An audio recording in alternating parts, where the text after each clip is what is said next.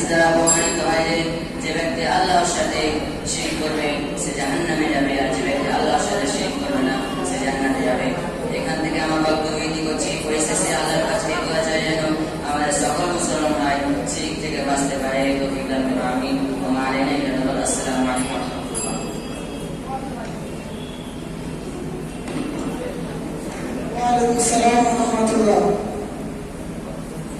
এরপরে এসব মাদ্রাসা প্রস্তুত থাকবে এবং মোতাবেক ছাত্র আরসা আছে, আর যারা হিংসা করছে 5 পড়া 10 পড়া বলে বলা আছে বক্তব্য বাধ্যতামূলক বাধ্যতামূলক।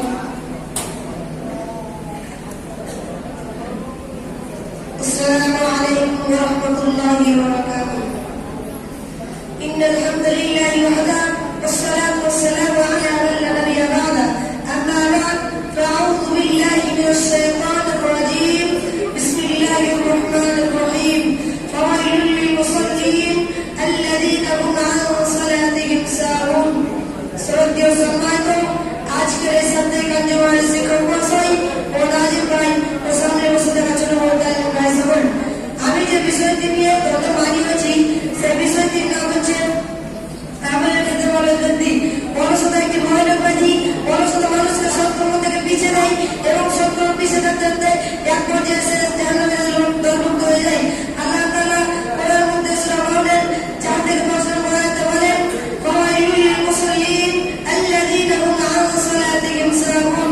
ধ্বংস হয় সালাত আদায়কারীদের জন্য যারা তাদের সালাতে অমনোযোগী হয়ে থাকে। আর যারা কর্মচারী তারা অলসতার মধ্যে রয়েছে। আল্লাহ তাআলা তাদের সম্পর্কে বলেন সূরা জারিয়াত 10 থেকে 11 নম্বর আয়াতে, কুতিল খাওয়াসুন আল্লাযীনা হুম ফি গমরাতিন সাহুন।